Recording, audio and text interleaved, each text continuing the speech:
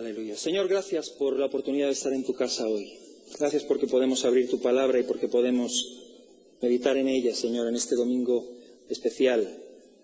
Gracias por este permiso para poder salir, Señor. Y queremos proclamar tu nombre. Queremos proclamar que tú has resucitado, que tú eres el mismo ayer, hoy y por los siglos. Estás en medio de tu pueblo y te adoramos por ello, Señor. Te pido que en esta tarde tú bendigas tu palabra en nuestros corazones también y nos alimentes, Señor, y nos hables a cada uno de nosotros. Sabemos que nos has traído aquí de diferentes lugares por tu misericordia para hablarnos. Y así abrimos nuestros corazones a ti, Señor. Y antes de acercarnos a tomar el pan y el vino en esta tarde, Señor, abrimos nuestro corazón, nuestros oídos. Pedimos que unjas nuestros oídos y nuestros corazones, que unjas mis labios, Señor, también para proclamar tu verdad.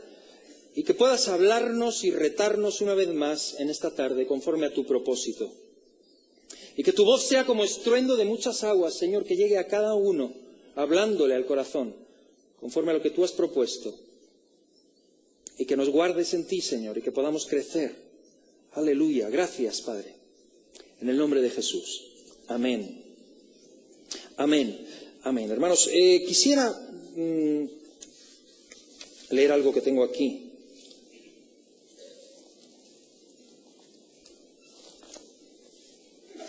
Me gustaría si podemos ver nuestro lema de este año, la primera diapositiva del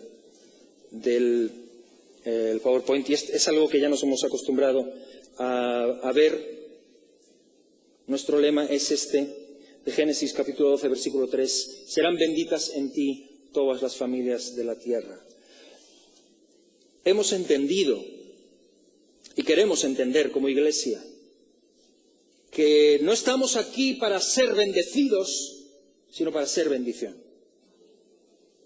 Sí, para ser bendecidos, porque el Señor bendice a aquellos que son suyos, pero el propósito de la bendición de Dios siempre es ser bendición para otros. El domingo pasado tuvimos nuestro culto misionero y levantamos una ofrenda, aunque era final de mes.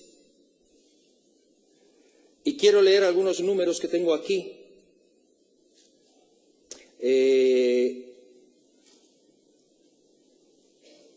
Puesto que apuntamos a dos lugares, uno era en Barcelona, para un hogar de niños, y otro para Tuxtepec, en Oaxaca, el estado de Oaxaca, en México.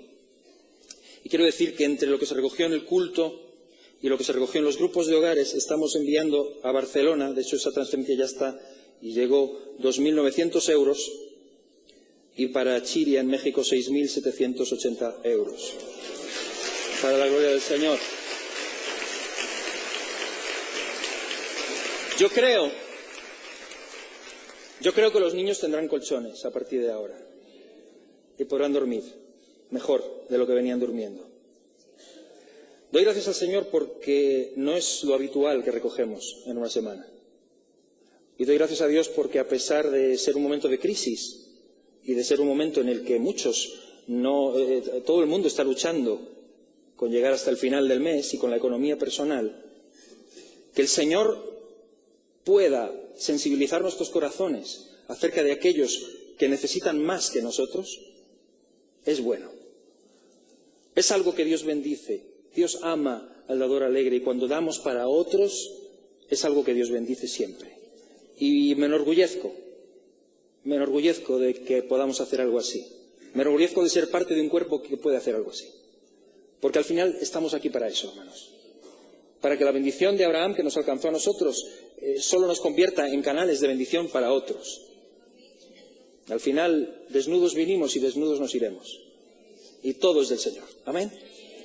Gloria a Dios. Gloria a Dios. ¿Por qué hacemos esto? ¿Por qué? Hemos estado viendo un gráfico también durante todos estos domingos en el que hablábamos de lo que Dios nos ha dicho que hagamos, de lo que Jesús dijo a la Iglesia, la gran comisión y el gran mandamiento, y que todo lo que hacemos, y es junto con el lema de la Iglesia un gráfico que nos hemos acostumbrado también a mirar, todo lo que hacemos tiene que ver con lo que Jesús nos dijo que hiciéramos, con la gran comisión y con el gran mandamiento. En cualquier área, en cualquier cosa que hagamos, queremos que se ajuste a aquello que Cristo nos dijo que hiciéramos. y no hacer otro tipo de cosas. Y todo esto que lo hemos ido explicando y que casi es un dibujito que vamos interiorizando cada vez más, hermanos, no es para tener un logo o tener algún tipo de imagen más o menos que nos identifique, aunque sí, también, que nos identifique, que todo lo que hacemos y que todo lo que hagamos sea para su gloria, para su honra. No se trata de mi plan, no es mi proyecto puesto delante del altar para que Él lo bendiga, es su proyecto y mi vida en el altar para que Él haga su plan a través de mí, a través de ti, a través de nosotros como iglesia. Eso es lo que queremos, eso es lo que deseamos y por eso hacemos lo que hacemos. Amén. Muy bien. Y hoy, después de estos días y de hablar desde el comienzo de año, parece mentira que estemos a finales de marzo, a principios de abril, ya día 1 de abril, vamos a hacer un pequeño paréntesis. Yo no soy muy bueno predicando en cuanto a fechas concretas, pero hoy es Domingo de Ramos. ¿O no? Sí, ¿no?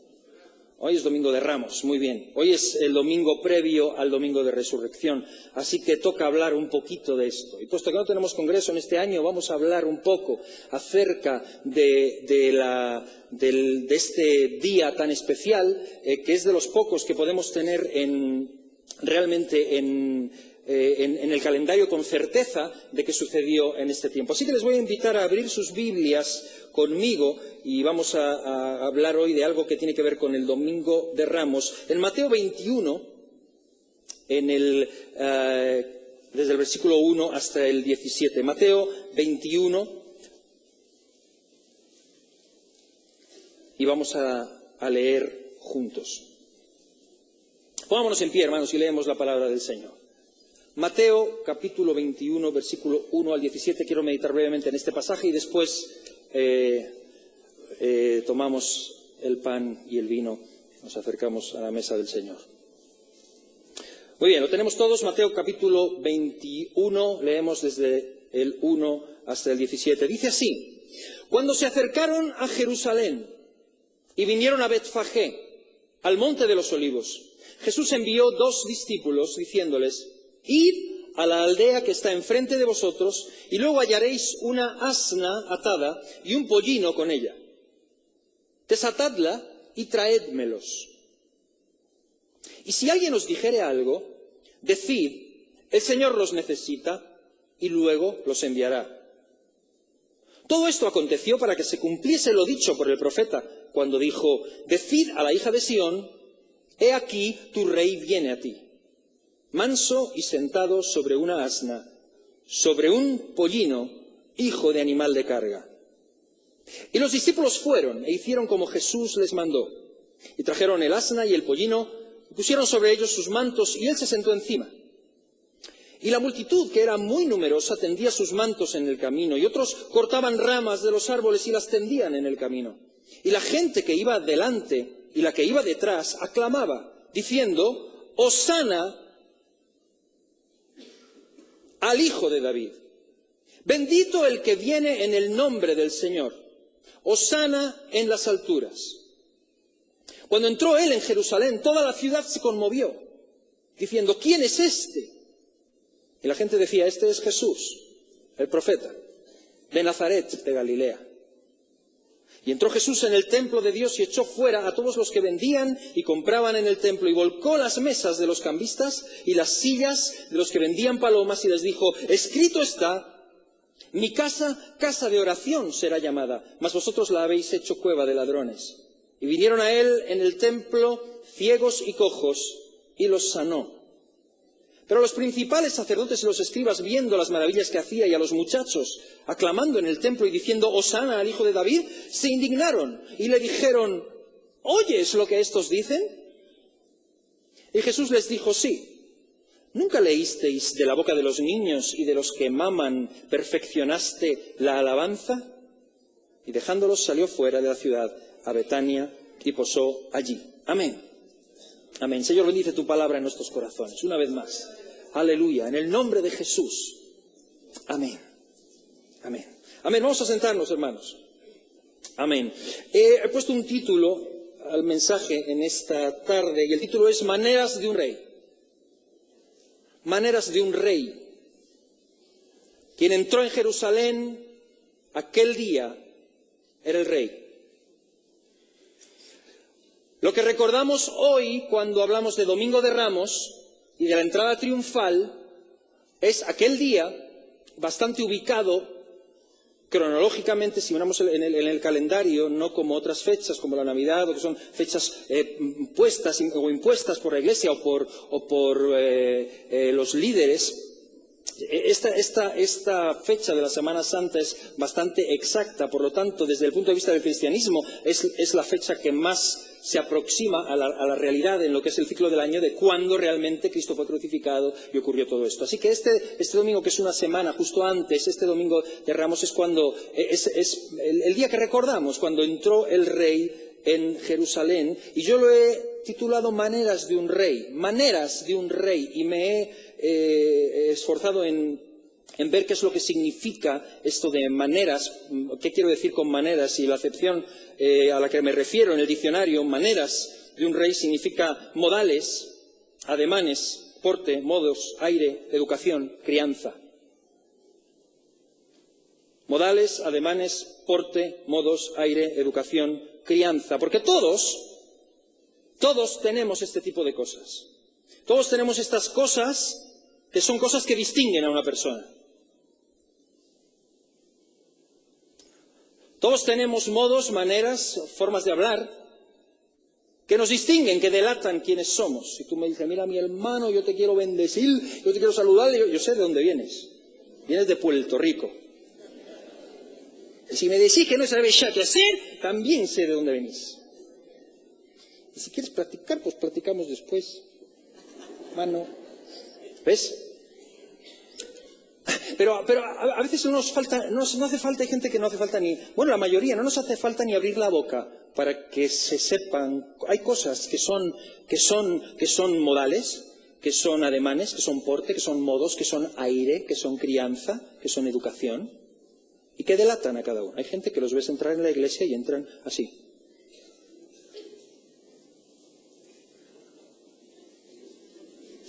Y los ves y dices, hay otra gente así. No hace falta que abran la boca, no hace falta que digan nada. ¿Es verdad o no? Tú ves a la gente y sabes más de ellos que lo que dicen. Hay cosas que nos delatan y que nos distinguen, todos nosotros las tenemos. Yo siempre cuento la historia de cuando yo fui a la embajada de Estados Unidos, ya he contado en más de una ocasión, porque di un cante que no se me olvidará en la vida. Porque yo no suelo estar con gente tan importante.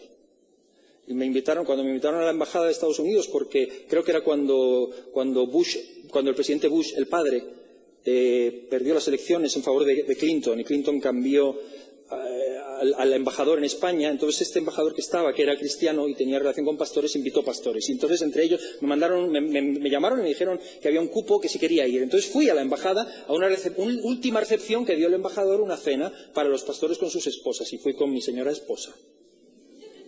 Y me dijeron hay que llevar traje y corbata. Y yo me puse traje y corbata. Claro. Lo que no me dijeron es que había que llevar la camisa, tenía que ser blanca. No me lo dijeron. Así que yo fui el único en la recepción con una camisa verde. Pero verde semáforo. Porque era una verde que me había regalado mi cuñada y que era así de tipo, ¿cómo es? ¿Cómo es la tela esa? ¿Cómo se llama eso? Como de raso. Era verde, era raso, era tela de esto que además que te puedes poner una vez porque huele a sudor rapidísimo, pero era pues, yo como soy, mi color favorito es el verde, pues yo me la puse, dije mi camisa verde. Cuando yo entré allí, y de nada más entrar, me quitan la chaqueta, señor, y yo veo a todos los pastores de blanco, yo no sabía dónde meterme, ¿no? Yo estaba allí, Concha hablando con las hermanas, no sé qué, yo no sabía que hablaba con nadie, yo estaba allí así, y yo no sabía ni a dónde mirar, y así de pronto veo que todo el mundo me mira. Todo el mundo mira hacia donde yo estoy y miran así, pero como por encima de mis cabezas, y entonces me doy cuenta que estoy en la escalera por donde viene bajando el embajador. Y entonces me doy así la vuelta, total, que el embajador al primero que se topa de frente es conmigo. Y yo no sé ni qué decir, porque soy absoluto ignorante del protocolo. Y lo primero que me dijo, jamás se me olvidará, fue, me gusta su camisa. Claro, el cante fue, imagínate tú. Yo no sé qué pensó él, pero seguro que pensó, este no ha estado nunca en una embajada. Fue lo que pensó, seguro. ¿No? Se lo tomó a risa, tal, éramos todos hermanos, qué bien y tal, Marquito con la camisa. Claro, sin decirlo yo, todo el mundo supo que para mí aquello era un marrón impresionante y que yo no sabía ni dónde meterme y que yo no era de por allí, yo no solía, yo venía de otro lado. Todos tenemos, hay cosas que nos distinguen.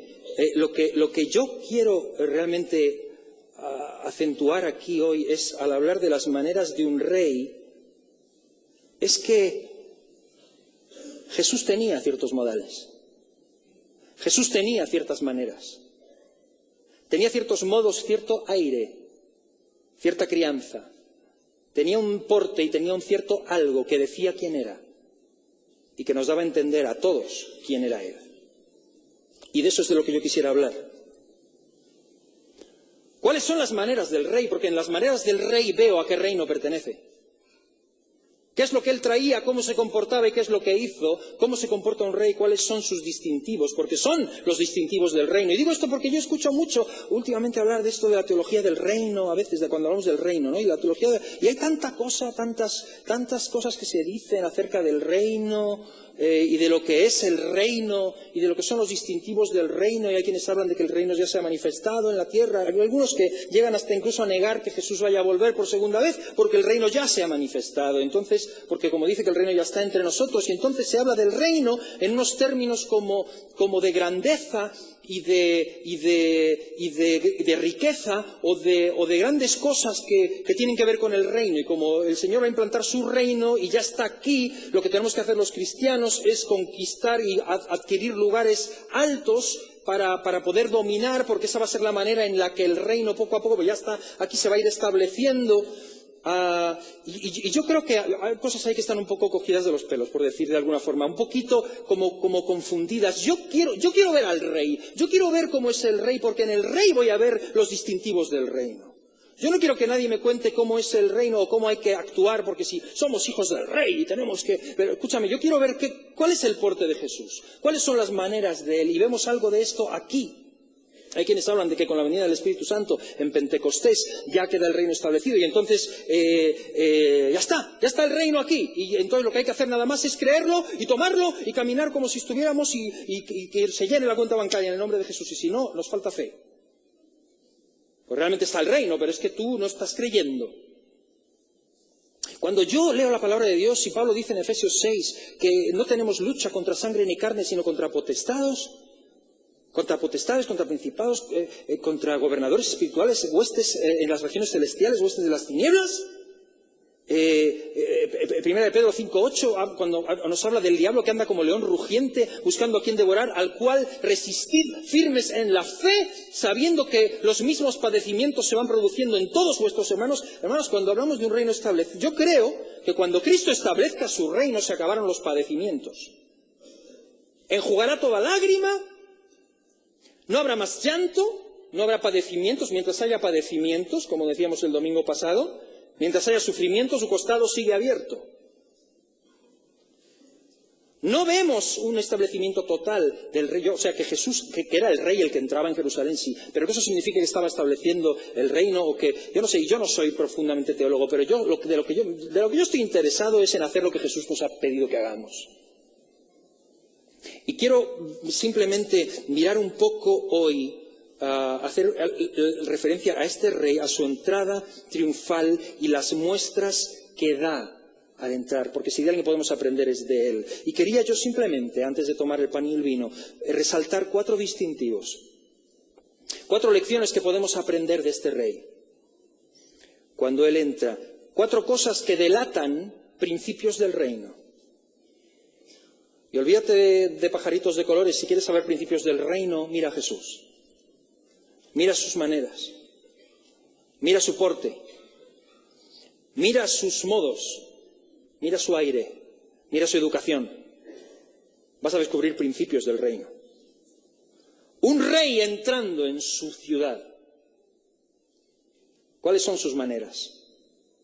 Y quiero sacar 4 lecciones solamente y dejarlas en nuestro corazón y participamos del pan y del vino. Amén.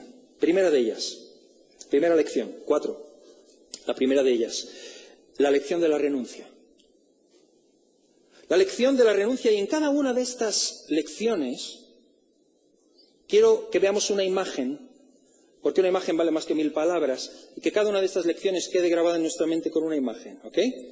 La imagen de la renuncia, para que lo entendamos, está personificada en el personaje, si lo podemos ver en la pantalla, el personaje del pollino. Un animal ciertamente precioso.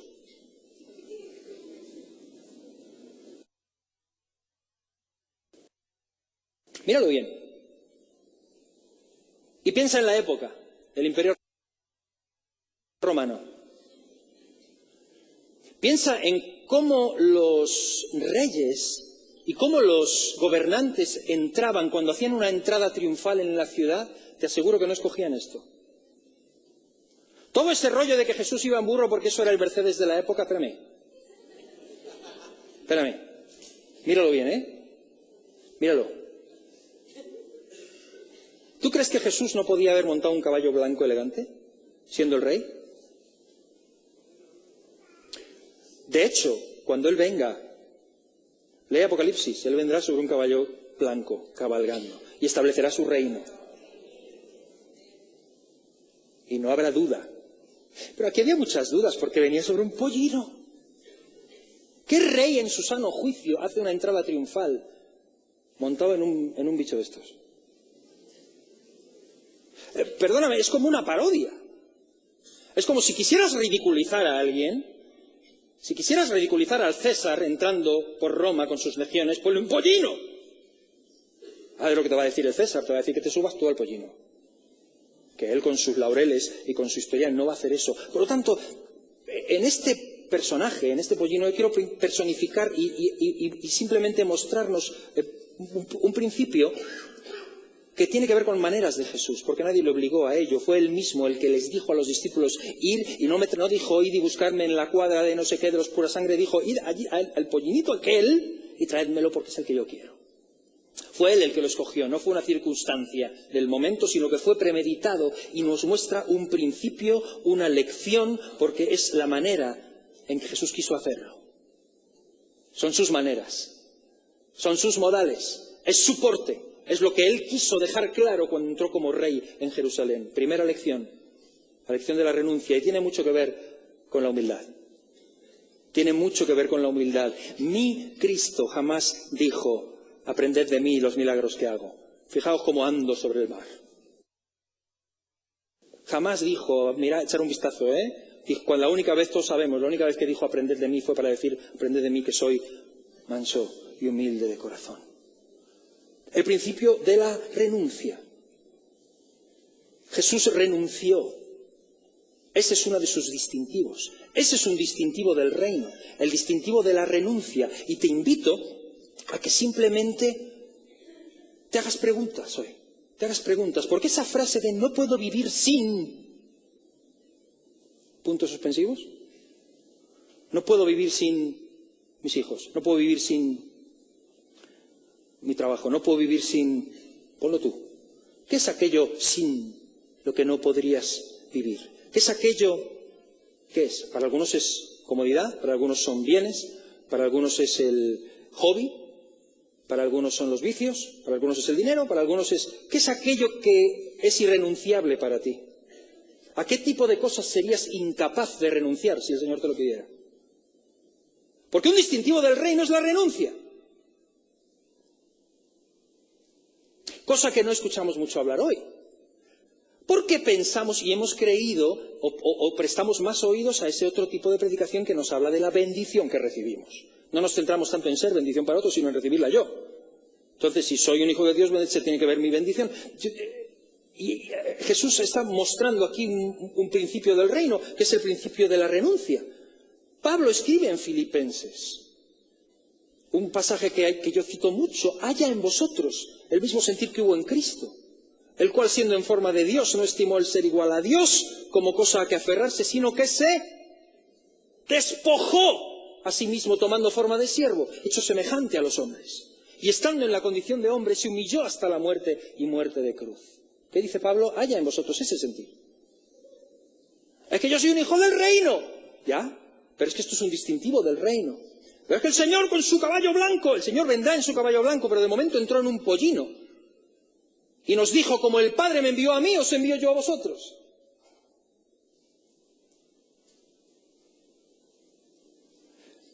El principio de la renuncia. Y cuando tú miras las enseñanzas de Cristo, te das cuenta de que, contrariamente a lo que se enseña hoy en muchos lugares, las enseñanzas de Jesús fueron siempre en esa línea.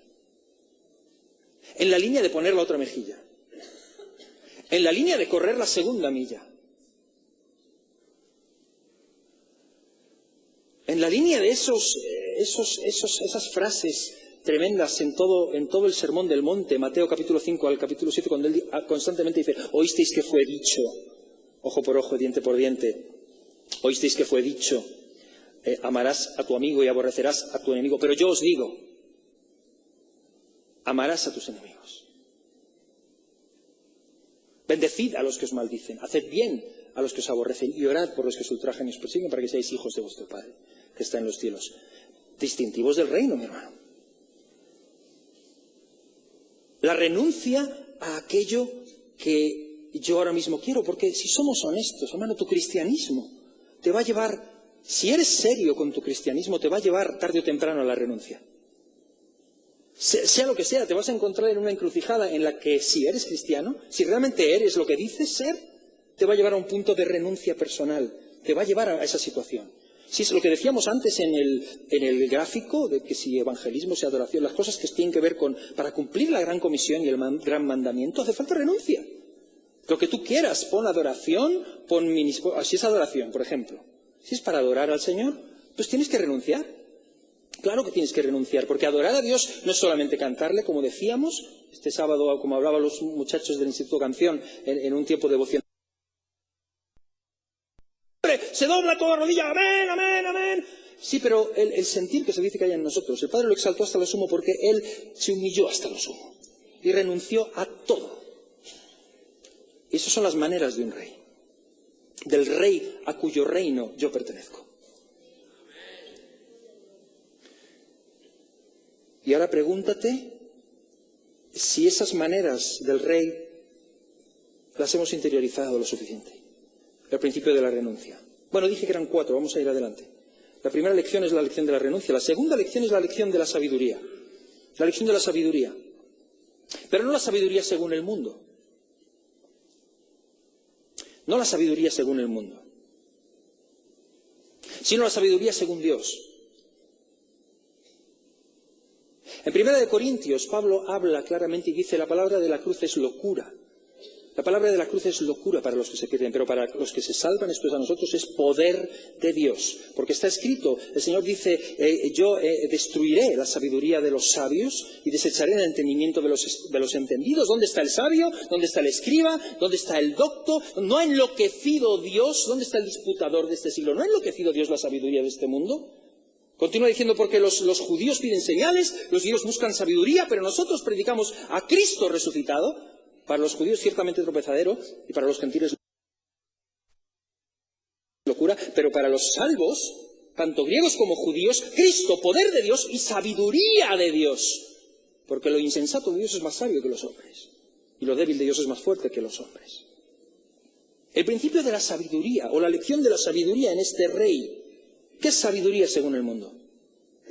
¿Qué es sabiduría según el mundo? Según el mundo, sabiduría es conocimiento, títulos, estudios. Pon la televisión, los programas que más hay hoy, además es increíble. Tú pones una tertulia de estas, esta gente que se sientan en las tertulias a hablar, ¿veis algún programa de estos? ¿Cuánto saben? Yo alucino. ¿Cuánto sabe la gente? De todo. Vivimos en un país en el que todo el mundo sabe de todo. Yo no llego a saber, yo no sé, pues especializarte en una cosa, pero es que hay gente que sabe de todo, de todo. Pero ya les hables de fútbol, ya les hables de política, ya les hables de economía, macroeconomía, microeconomía. Yo no sé ni dónde he dejado aparcar el coche. la gente sabe, ¿qué es sabiduría? Según el mundo, sabiduría es saber mucho, tener mucho conocimiento, tener cantidad de datos. Según la Biblia, Proverbios 1:7, el principio de la sabiduría es el temor de Dios. Temer a Dios, precisamente o exactamente lo que hoy falta. Hermanos, desde el principio de la historia, había 2 árboles en el huerto, entre muchos otros, pero había 2, uno era el de la vida y otro era el de la ciencia, conocimiento. Dios dijo, come de la vida, no comas del de la ciencia. El ser humano tiró a la ciencia y perdió la vida. Y esa es la tendencia constante. Conocer, saber, conocimiento, sabiduría según el mundo, que Dios dice que la ha enloquecido. La lección de la sabiduría, por eso, la lección de la sabiduría, y dije que cada una de estas lecciones estaría ejemplificada en una imagen. La imagen para esto es la imagen de los niños aclamando al Señor. ¿Podemos ver esa imagen, por favor? Porque quiero que se quede también en nuestra retina la imagen de los niños aclamando a Jesús como principio de sabiduría. Si el principio de la renuncia era el pollino, el segundo principio es el de los niños. ¿Por qué? Porque los niños, en un mundo de debates, de ciencia, de filosofía, en un mundo en el que lo que más triunfa es la razón y todo lo espiritual o todo lo que tiene que ver con la fe es considerado de segunda categoría o más débil o que no se puede sustentar a sí mismo, Jesús entra y si no es ya suficiente que el jamelgo que viene trotando es un pollino, encima sus súbditos son críos, muchachos, ya ves tú.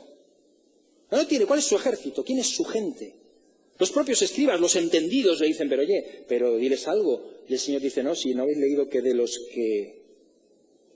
los niños y de los que maman se perfecciona la alabanza, mi reino, la sabiduría de Jesús mismo es el que dice, dejad que los niños vengan a mí porque de ellos es el reino. O sea, la sabiduría según Jesús, que tiene que ver con lo espiritual. Porque esta leve tribulación momentánea produce en nosotros un cada vez más excelente y eterno peso de gloria. No mirando nosotros las cosas que se ven, sino las que no se ven, porque las que se ven son temporales y las que no se ven son eternas. Hoy, sabiduría y conocimiento tiene que ver con aquello que se ve, que se palpa, que se demuestra, que se puede tocar y que podemos llevarlo al laboratorio de alguna forma. Pero en el reino de los cielos, las maneras de este rey están basadas en una sabiduría que viene de otro lado, que está basada en lo espiritual, en lo que es intangible, en lo que es incomprensible y lo que es locura para el mundo. Por eso es normal que en este mundo en el que vivimos, todo lo que tiene que ver con conocimiento mundano y con saber y con títulos, etcétera, funcione así, pero no entre nosotros. No entre nosotros, hermanos.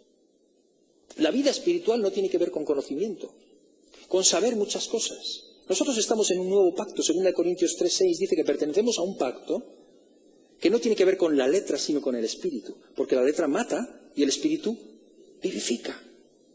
Por lo tanto, una de las formas de este rey es enseñarnos que la vida en este reino tiene que ver con principios espirituales, no con principios académicos, no con los títulos que podamos tener, no con las cosas que podamos lograr o que podamos adquirir a través de conocimiento o a través de discursos. El propio Pablo lo argumenta muy bien en 1 Corintios cuando habla, como siempre repetimos, que Dios escogió lo necio del mundo para avergonzar a los sabios, lo débil para avergonzar a los fuertes. Hermano, toma esta verdad en tu vida. El principio del reino no tiene que ver con lo que tú sepas o con lo que tú puedas demostrar. Para seguir a Jesucristo y para hacer aquello que Él nos ha encomendado, hay un distintivo del reino y no tiene nada que ver con saber todas las cosas. Para evangelizar, para servir a Cristo, para amar al Señor sobre todas las cosas, para amar al prójimo como a nosotros mismos, para cumplir la gran comisión y el gran mandamiento. No se trata de que tengas cantidad de conocimientos dentro de ti y que sepas defenderte en todos los ámbitos. Se trata de que haya obediencia en tu corazón porque son principios espirituales. Que estés dispuesto a caminar aquello que Jesús dijo que caminaras. Que estés dispuesto a dar los pasos que Jesús dijo que dieras. La sabiduría del reino no. Santiago dice, ¿quién es sabio? ¿Quién es sabio y entendido entre vosotros? Muestre por la buena conducta sus obras en sabia mansedumbre. Lee Santiago capítulo 3, porque dice que la sabiduría de lo alto es primeramente pura, después pacífica, amable, benigna, llena de misericordia y de buenos frutos, sin hipocresía. Esa es la sabiduría que viene de lo alto. No tiene nada que ver con conocimiento. Puedes saber mucho, pero no tener nada de sabiduría de lo alto. Y los ademanes de un rey, las maneras de este rey, me muestran a un hombre que en primer lugar renuncia. Toda su enseñanza era al revés de lo que el mundo decía. En segundo lugar, es un hombre que habla de una sabiduría distinta, que no tiene nada que ver con los que... Por eso el mundo no lo entendió, ni lo entenderá jamás, porque no podemos llegar a él con nuestra mente. Tiene que ser entendido espiritualmente. El hombre carnal no discierne lo que es del espíritu. Las cosas espirituales no puede entenderlas porque no se pueden entender, tienen que ser discernidas espiritualmente. No hay forma de abordar a Dios ni abordar este libro con el intelecto puramente. Tiene que ocurrir algo en nuestro espíritu. Tiene que ocurrir algo aquí dentro. Tiene que haber una transformación interior que te convierte en un hijo del reino y que produce en ti ademanes diferentes, que produce en ti un porte distinto, que hace de ti alguien como el rey que entró en Jerusalén. En tercer lugar, la tercera lección es la lección de la verdad. Y yo me he parado a pensar en esto. ¿Por qué la lección de la verdad? ¿Qué tiene que ver la lección de la verdad en esto? Tiene que ver con un aspecto muy concreto y quisiera que pudiéramos, mis hermanos, pudiéramos ver la imagen aquí, por favor. Tiene que ver con un aspecto muy concreto y es la palabra de Dios. ¿Por qué? Porque dime qué necesidad tenía Jesús de hacer esto. Dime si realmente Jesús tenía alguna necesidad de subirse a un burro y entrar en la ciudad de esta manera. ¿Sabes por qué? Solamente por una cosa. ¿Podemos ver la imagen? Solamente por una cosa. Porque dice la Biblia que estaba escrito en la palabra. Estaba escrito. ¿Qué finalidad tuvo esto? Dice Mateo que todo esto sucedió para que se cumpliera la profecía. Porque un distintivo del reino es la verdad. La verdad. Un distintivo de este rey es la verdad. La palabra de Dios es la verdad. Su palabra es la verdad. Hoy en día, hermanos, nada es verdad. Nadie sabe a quién dirigirse, ni en quién confiar, ni con quién hablar, ni de qué cosas te puedes fiar. El otro día con lo de la huelga, no sé cuántos vieron o siguieron. A mí, yo ya ni siquiera lo miro porque ya sé lo que pasa. Ya sé lo que pasa el día después. No hablo de la huelga, hablo del día después. ¿Alguien sabe cuánta gente secundó la huelga? Depende del diario que leas. Pero eso es así siempre. O sea, lo peor de esto es que ya sea lo normal esto. Que ya sabemos que es así. Yo alucino. O sea, la mentira es algo que es normal.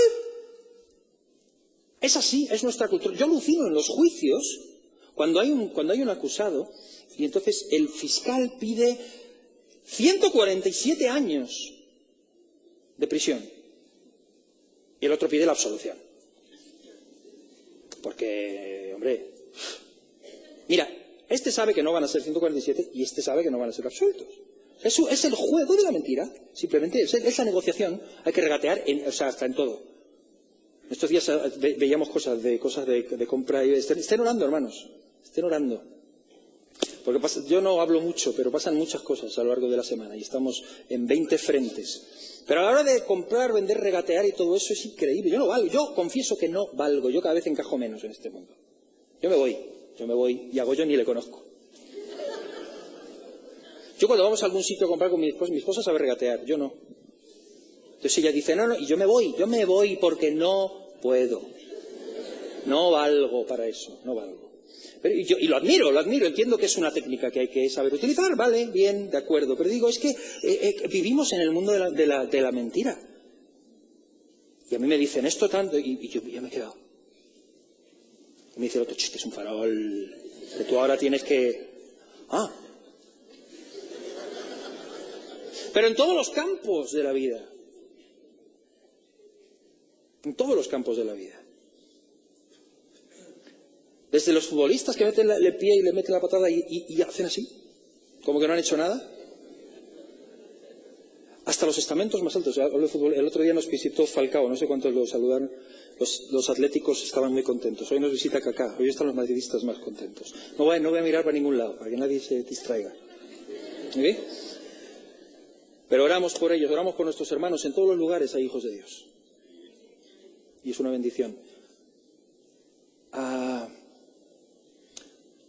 Mentira, todo mentira. ¿En quién confías? ¿En quién puedes confiar? ¿Sabes? Un distintivo del reino es la verdad. Esta palabra te dice la verdad. Esta palabra no te va a regatear nunca. Mi Dios nunca te va a regatear. Lo que aquí pone, cuando Él dice pecado, olvídate, es pecado. Ya me puedes ver, no me regatees. No empieces a tratar de negociarlo. Porque no hay vuelta. Es lo que dice. Y te va a decir la verdad. No te va a dar palmaditas en la espalda y te va a decir, no, venga ya, pero yo conozco tu corazón, hermano. Yo sé que tú, bueno, tienes ahí tu momentillo, sé, pero venga. No te va a dar palmaditas en la espalda, te va a decir en la cara, te va a decir la verdad. Puede que te duela, puede que no te guste lo que oyes, pero es la verdad. Puede que no sea lo más agradable en lo que más... Hay gente que dice, es que esto no es lo que yo necesito ahora mismo. Escúchame, hay una diferencia entre lo que tú crees que necesitas y lo que realmente necesitas. La verdad duele, la verdad no duele, la verdad te hace libre. Puede que duela, a veces duele, a veces escuece, pero libera. Un distintivos, modales, maneras de un rey. Jesús entró montado en un pollino, porque la Escritura lo decía y había que cumplirlo, y se iba a cumplir. Y Él lo dijo, pasará el cielo y pasará la tierra, pero no pasará ni un tilde ni una jota de lo que está aquí escrito. Distintivos del reino. Uno de ellos es la verdad, la lección de la verdad. Personas que viven en la verdad. Son personas que viven en adoración a Dios. Personas que dicen creer una serie de principios y dicen profesar una fe, pero no viven en la verdad. No son lo que dicen ser. Y eso no trae gloria a Dios, eso trae vituperio al Señor, al nombre de Jesucristo. Y a veces hay tanto esfuerzo. A mí me encantan a mí me gusta mucho la Reina Valera.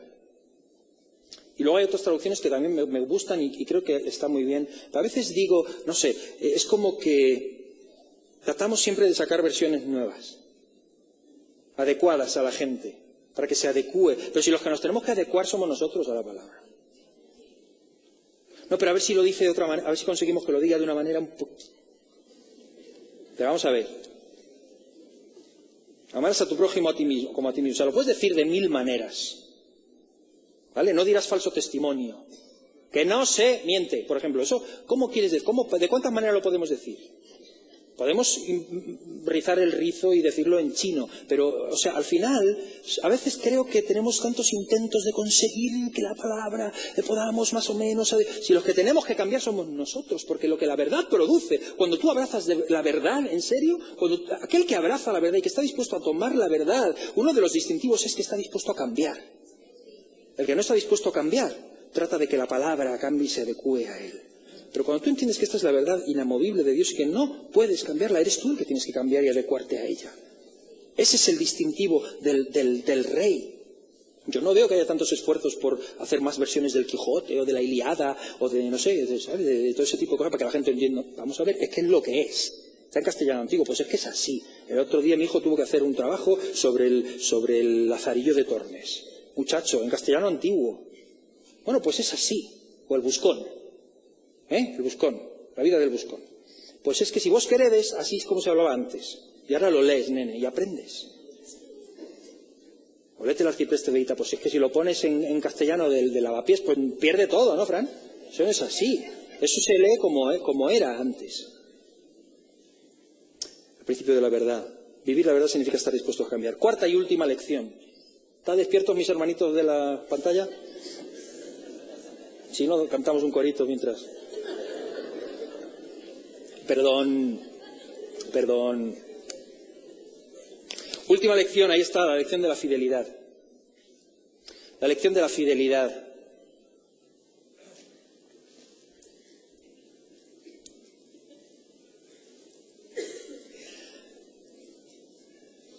Y la he querido ejemplificar en otra imagen, la última, la multitud. La multitud de la gente que estaba allí alrededor. Y y también el llanto de Jesús. Un rey que llora, ¿qué es eso? ¿Qué es eso? ¿Qué líder religioso llora? Pero digo, Mahoma no llora. Buda no llora. Lao Tse no llora. Confucio no llora. Jesús llora. ¿Por qué llora Jesús? Cuando lees el pasaje, también está ejemplificada esta lección de la fidelidad en su retorno al templo, donde no comulga con lo que ve, donde no pasa por alto lo que está viendo. La lección de la fidelidad. Un rey que llora y no puede gozar del éxito, de la popularidad momentánea que disfruta, porque yo sé de más de uno y de más de dos que en una situación así dirían, llegó el avivamiento. Ahí está la gente. Ahora está la gente ahí. Ahora hay que aprovechar el tirón. Esto hay que sacarle partido de alguna manera. Tienes a la gente ahí. De hecho, aquellos que pensaban que Jesús y que creían que el reino de Jesús era de este mundo, probablemente vieron un filón en aquel momento. Este es el momento probablemente de éxito popular más grande de Jesús. Porque vemos muchos otros episodios en su vida en los que él estaba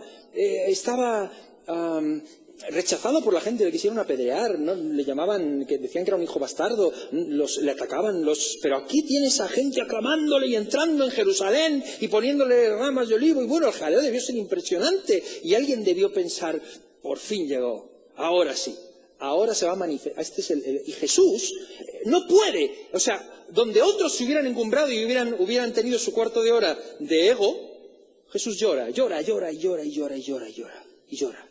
Y no puede gozar de ese momento. ¿Por qué? Porque lo que él está viendo es lo de largo alcance. Él está viendo que toda esa gente que clama y dice Hosana son los mismos que una semana más tarde van a gritar crucifícame. Él lo sabe. Y llora. En medio del éxito popular Jesús llora y dice Jerusalén, Jerusalén, que matas a los profetas y apedreas a los que te son enviados. ¿Cuántas veces quise juntar a tus hijos como la gallina junta a sus polluelos y no quisiste? Y viene el tiempo sobre ti en que no quedará piedra sobre piedra porque no conociste el tiempo de tu visitación. Jesús no se confunde, Jesús no se deja llevar por el éxito de las masas. Jesús llora porque está viendo algo mucho más allá y está llorando por los que vienen después y está llorando porque Él está viendo el largo alcance. Y esto es un distintivo del reino, hermano. A Dios no le impresionan tus logros del momento. Al Señor no le impresionan tus números de hoy. Al Señor le impresiona tu trayectoria y tu vida. A Él no le impresiona que en un momento tengas una experiencia impresionante y sientas su gozo, porque al fin y al cabo es Él el que te lo da en ese momento. A Él no le impresionan tus encuentros en la tercera fase, o si ahora mismo aquí cayera el espíritu y de pronto mi hermano Ramón empieza a levitar. Y todos nos quedamos, ¡oh! Y Señor, yo también quiero levitar. ¿Cuántos quieren levitar? ¡Amén! ¿No te gustaría? Oye, verlo todo desde arriba, así, ¿no? ¿Y tú crees que yo veo, a mí me preocupa que a veces, yo creo en el poder de Dios y yo pido al Señor cada día que su reino se establezca entre nosotros y que veamos un derramamiento del poder, es que veamos cosas grandes, pero es que en el fondo, hermano, yo estoy totalmente convencido de que lo que Dios busca y de lo que el Señor quiere y lo que el Señor está buscando en su iglesia no es tanto que busquemos cierto tipo de cosas como si eso fuera el fuel que nos llena, sino la fidelidad en el tiempo. No que seamos capaces de clamar Hosana al Hijo de David y hacer un tremendo despliegue, sino que pasado el tiempo, tú sigas aquí. Que pasado el tiempo hayas crecido y sigas estando firme sobre la roca. Es curioso, pero yo conozco a muchos que han deslumbrado, han brillado tremendamente por Cristo, cuya luz hoy está apagada. No porque se los llevó el Señor, sino porque ya no brillan por Cristo. Es curioso eso. Pero brillaron, pero eran gente, pero con un talento y un carisma impresionante, y brillaron fuerte. Y del mismo modo conozco a muchos que nunca brillaron tanto, pero que siguen ahí. ¿Por qué será? Y dime, ¿qué es lo que Dios busca de nosotros? Porque los distintivos del reino no tienen que ver con luces intermitentes, sino con una luz que se enciende y que brilla y que sigue. ¿Te acuerdas de la parábola de las 10 vírgenes que vimos el domingo pasado? El problema no es que se durmieran, el problema es que se acabaran, que no tuvieran aceite para seguir brillando y seguir brillando y seguir brillando y seguir brillando. Es eso lo que el Señor premia. Distintivo del reino no es lo espectacular que brilla mucho, sino lo que dura. No es un Sansón brillantísimo que cae en descrédito constantemente, sino mucho más un Pablo que aún entre cadenas y sin brillar tanto puede decir: he peleado la buena batalla, he acabado la carrera, he guardado la fe, por lo cual me está guardada a mí también la corona de vida. Sé fiel hasta la muerte y yo te daré la corona de la vida. Amy Grant, termino, vamos a prepararnos y vamos a tomar la Santa Cena. Amy Grant cantaba una canción hace tiempo que se llamaba My Father's Eyes, los ojos de mi padre. Y decía más o menos, la canción venía diciendo: no quiero ser muy grande, no quiero conseguir grandes cosas, no podía tener tantos sueños, pero lo que más me gusta, lo que realmente deseo y lo que más me encanta es cuando me miran y me dicen: tiene los ojos del Padre, tiene la misma mirada que tu Padre.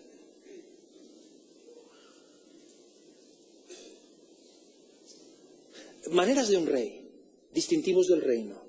Yo no quiero que a mí me recuerden por tremendas cosas, pero que cuando nos miren puedan decir: lleva las marcas del reino.